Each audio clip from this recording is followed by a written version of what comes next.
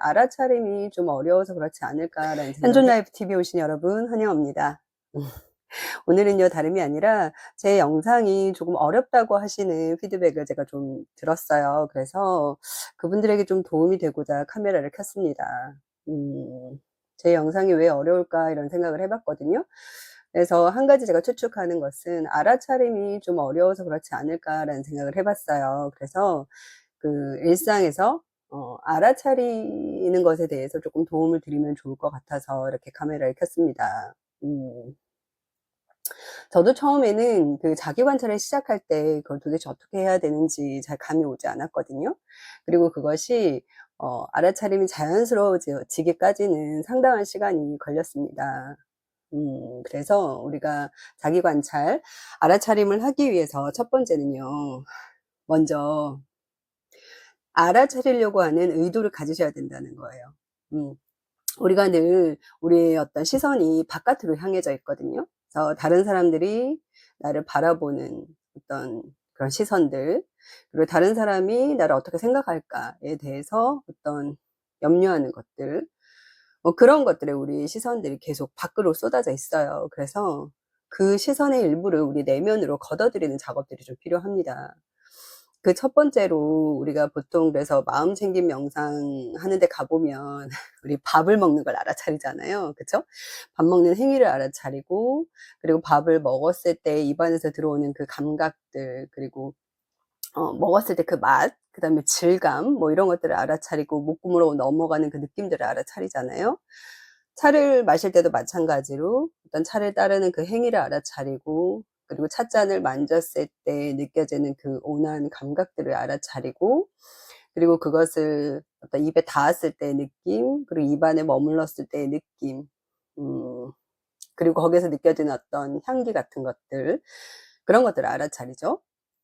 또 템플스테이에 가면 우리 걷기 명상 하잖아요. 그러면 우리 걸을 때 발바닥이 지면에 닿는 그 느낌들을 알아차리죠. 걷는 행위들을 알아차리고요. 그래서 아주 쉬운 것부터 알아차리는 연습을 해보시면 좋을 것 같아요. 어떤 우리 행위들을 알아차리는 거죠. 그래서 내가 어떤 걸어갈 때 나의 걷는 행위들을 알아차리고, 밥을 먹을 때 그 밥을 먹는 어떤 그 행위와 거기서 느껴지는 감각들을 좀 알아차려보고, 뭐 머리를 감을 때도 마찬가지고요. 설거지를 할 때도 마찬가지입니다. 그것들을 좀 알아차리는 거예요. 그렇게 하다 보면 우리가 어떤 나의 몸과 일치되어 있었던 것에서 조금 떨어져서 그 알아차리는 감각의 힘이 좀 커지거든요. 그러다 보면 우리가 어느 순간 어떤 행위와 동시에 일어나는 나의 감정들을 알아차리게 돼요. 사실은 생각을 알아차리는 건 좀 더 나중이기는 해요. 왜냐하면 감정을 먼저 알아차리게 되거든요. 예를 들면 이런 거죠. 저희 남편이 습관 중에 하나가 옷을 자꾸 바닥에 벗어버리는 습관을 갖고 있어요. 그러니까 바닥에 막 깔아놓는 거죠. 그러면 제가 그걸 그러니까 쫓아다니면서 그걸 막 치운단 말이에요. 근데 어느 순간 그게 너무 지나치면 저도 모르게 이제 이렇게 치우다가 그것을 발견하고 또 바닥에 있네라는 어떤 그런 생각과 함께 이렇게 딱 불편한 감정이 막 일어나거든요. 그럴 때 우리가 그 이전부터 계속 알아차리는 습관들이 되어 있으면 어떻게 되냐면 그 순간 이거를 이렇게, 예를 들어서 이럴 수 있죠. 무엇을 먼저 알아차리냐인데, 예를 들어서 내 안에 불편한 감정들이 일어나서 그 옷을 막 이렇게 좀 과격하게 짚는다던가 그럴 수 있잖아요. 그럼 우리는 그 행동을 알아차리는 거예요. 그래서 그 행동을 알아차림으로써 더불어 내 안에서 일어나는 불편한 감정들을 막 알아차릴 수 있거든요. 그리고 불편한 감정들을 알아차리다 보면 그 안에 내재되어 있는 우리 생각들을 알아차릴 수 있어요. 도대체 생각이 없냐느니, 몇 번이나 내가 이렇게 해야 되냐느니, 내가 언제까지 따라다니면서 이 짓을 해야 되냐느니, 뭐 이런 생각들이 일어날 수 있거든요. 그러면 우리가 어느 단계에서든 좋습니다. 우리가 그 행위들을 알아차리고 남편한테 이래서 잔소리를 하려고 하는 순간 그 나의 어떤 그 행위를 알아차리면 일단 우리가 그것을 알아차린 즉시 우리는 스탑, 멈춰야 되는 거예요. 그래서 멈출 수 있어요. 그리고 멈추고 난 다음에 내 안에서 일어나는 뭐 불쾌감, 좌절감, 분노 여러 가지가 올라오거든요. 막 나를 무시해서부터 시작해서 이런 어떤 뭐 수치감 이런 것들도 올라와요.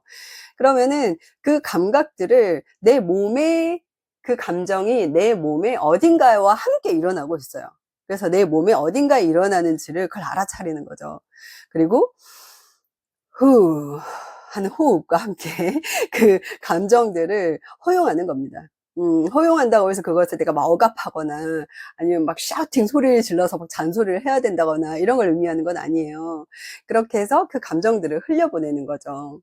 여기서 우리가 힘이 조금 더 커지면 이제 그 이면에 깔려있는 우리의 생각들을 관찰할 수 있거든요. 아까 얘기했던 나를 무시한다느니? 뭐 이런 생각이 일어날 수 있단 말이에요.